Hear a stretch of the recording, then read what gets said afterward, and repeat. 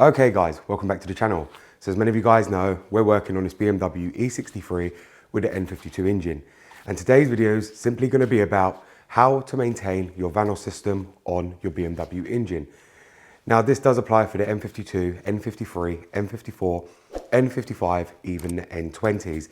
So therefore this video will apply to a lot of you guys, and I will go ahead and explain everything before we start replacing the part. And as the video title would have said, doing this will make your Vanos system last forever. And that's exactly and precisely that. It will make your Vanos system last forever if you do this simple thing on your BMW. So let's get onto the video. Goddamn, get it done, will ya? Woo. When the blow up now, everybody's so unusual with it. Shit. But said times in his rhymes, cause his memories. We running through New York. So here we are guys with the BMW N52 engine. And now this part on these engines is a very, very common failure on many BMWs that use this specific part. So I'm going to go over the part that actually fails and the part that is not a serviceable part right now, and the code you will get when they're actually failing or when they actually do fail. So many of you guys will know the fault code you will get will be P1520, which is camshaft position actuator exhaust, or P1523 camshaft position actuator is jammed exhaust, P1397 camshaft position sensor B, or you'll get 2A82, which is your Vanos intake solenoid, depending on the scan tool you use, whether it be a BMW specific one or your normal generic code reader, or you may get a code for 2AA7. Now, all them codes point to the Vanos solenoids, but if you are using your generic scanner, then P1520, P1523 can make you believe you have a faulty camshaft sensor, which sits right here, which is simply not the case. The camshaft sensors very rarely go out on these, and majority of the time it is the Vanos solenoids. Now what we're going to go ahead and do today is we're going to be taking these out. Now these don't have any issues, by the way. Just firstly, so I can point out, I'm not replacing them because they've gone wrong. I'm replacing them as preventative maintenance because I know they will go wrong, and I've been there, done it, and I don't really want to go back through that again. So you'll see here, I've got genuine BMW solenoids right here, which are in the box, which I paid for, and I do have two of them. So you do replace them as a pair. You don't just replace one. Many people seem to believe you go ahead and replace one. You don't just replace the one that is faulty. These are now cheap enough. You can buy them Febby, Peerberg, and even genuine for very, very cheap these days, because they're no longer in use, because it's actually superseded. So these solenoids are only specific for N53, N52s, and N54s. That is it. The engines that BMW no longer makes, so therefore these parts have all come down. You can buy the genuine solenoids for very, very cheap, just like I did. You guys know I won't trust anything else in my car apart from these, so therefore we are going to go ahead and replace them with them. Now what I'm going to go ahead and do is just remove the clip on the solenoid itself, and we're going to do this one by one, because obviously you can get the plugs mixed up very, very easily. And this is a 10mm socket you're going to need, and you're just going to want to crack the bolt loose.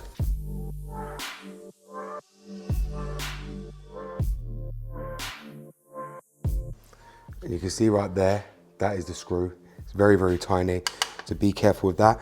Now, when we do pull these out, you're gonna see oil go everywhere.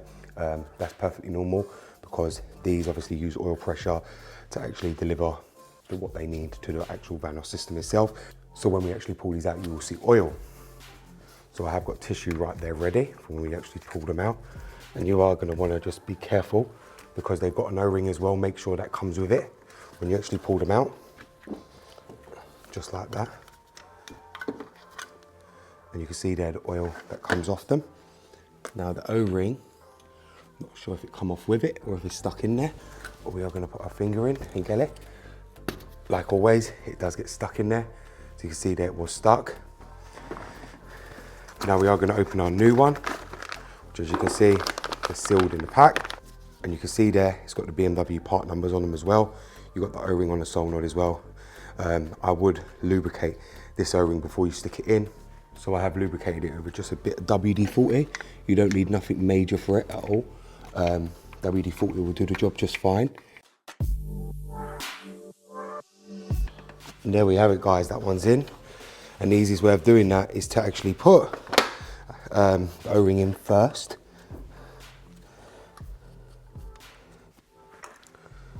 So now the bolt's in, guys. Now what we're going to do is just turn it in.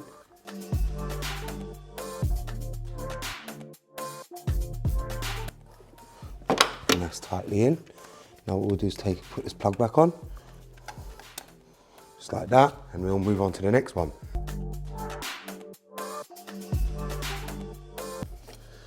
There's the bolt out. Now we'll try and pull the solenoid out. And there is your O-ring. Now we'll just put the other solenoid in. So again, another genuine one, we'll take off the O-ring first.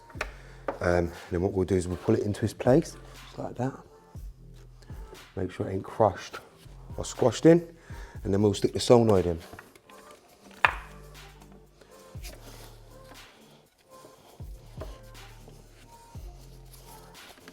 Just like that. You can see how easy that one just slid in. And we'll just realign it for the bolt. The bolt's right here. And we'll put the bolt in. And these have to be straight to get the bolt in. Any kind of out of alignment, the bolt will just thread, it won't go in. And you can feel it if it's on or not, like I just did. Now we'll just tighten that bolt down. Now I know many of you are going to ask me if you need a torque wrench for this. The answer is no.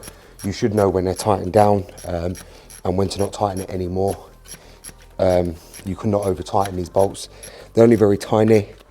Literally all they are is to hold oil pressure in the engine, just be delivered to all this Vanos system and the solenoids. As you can see, that one's nice and tight. Then we'll just clip that one back on. Now that one's on, and they're all plugged up. So as you can see, guys, we've now replaced the Vanos solenoids for genuine BMW Vanos solenoids. You can see here the state of these ones, and I've got to say these ones weren't bad and they haven't stopped working. I just wanted to change them because I know it's coming up to the same mileage as my other N52 that they went out, and this one is going to be no different. It's about to hit that mileage, so it's better I change them now and be on the safe side, then wait and not have them ready. Now if these were to fail in the event of that, I've still got these spare because there was nothing actually wrong with these. I'll give these a clean up and we'll end up reusing them at any time or use them on a test car. Now many of you always message me regarding your fault codes, and this right here, the Vanos solenoids, would be the problem for many of you guys' fault codes. That is what goes out on many of you guys' cars, and you message me all the time, and if you have any of them fault codes, that will be the issue. Do not start replacing cracked camshaft sensors. I know when you look it up, it's the cheapest option. You try and think you can fix it cheaply, but that's where you will start throwing parts at the car because you'll think it was that, it didn't stop it, then it's something else, and you'll misdiagnose when it was all the time it was these. So don't go be one of them parts fitters that end up just fitting parts, not knowing which part's faulty. Get a proper diagnostic system, diagnose the fault accurately and properly, and then you'll be back on your way, and you will spend better money knowing what part has actually failed than spending money on all these different parts that ain't even the cause of your issue. You spend more in the long run by replacing camshaft sensors, fuel injectors, this, that, the other, to get the functioning, running engine you want, when all along it was just these, which you could have saved yourself hundreds and hundreds of pounds and dollars just by buying them in the first place. Okay guys, so there you have it. I've now shown you how to replace your BMW Vanos solenoids. As I said to you, these are crucial. Very, very crucial. Many of you guys message me all the time asking why your car's down on power, why you're getting a rough idle when you first start your car's idle is jumping around like crazy. This is the main cause of it. Now, I know many of you are gonna say, oh, you don't have the money to replace both of them. But as I've said all along, if you don't have the money to replace both of them, you shouldn't really own this car, because these need to be replaced together, because no doubt one will fail and the next one will fail. And many of you are going to say to me, is there a solution for clean them? The answer is no. Many people do videos on how to actually clean them, but they never come back with another video saying if it's actually solved their issue. Most of them would end up selling the car because they couldn't bother to fork out on 2 genuine solenoids. And that is the actual truth of it. Many people as well go and use Chinese ones, which I've told many of you guys since I started YouTube not to use Chinese ones. And many people have gone and done tests on them. Many people have done videos on them. And have they come back with any results? No, it's purely because they know I wasn't talking crap. There's also many videos out there showing you that Chinese ones are bad for your car by other YouTubers who actually have tried to run tests on them and showed you they didn't run at the efficiency that the original ones actually wanted to. And many people said they would give an update. I don't know if they did or not, but I know I stand corrected that the Chinese ones are just do not function the same as the genuine ones. And if you can see here, guys, these ones are actually, This one's in a good state, but this one's actually in a bad state. And you wouldn't actually think that, purely because this car has actually got full history. It's had its oil changed all the time, around 6,000 to 7,000 miles, and I've got the full history for this car. So I'm quite shocked that the Vanos Solenoid, especially this one, is looking in such a poor state. This one doesn't look too bad, but I think this was the one that was recently replaced. I said to you, this one has been replaced at some point, but this one I don't think ever has. But as I said, they are still functioning. I am going to keep them on the shelf to use to test. If anything was to happen with this car, the E60, then I've got test ones and backup ones to keep me running in the long run. So thank you very much for watching, guys, and I hope this video is going to help solve a lot of your issues regarding your BMW Vanos Solenoids and your Vanos issues on your BMW. Thank you very much for watching, guys. It's BMW Dr. Dean here, and goodbye.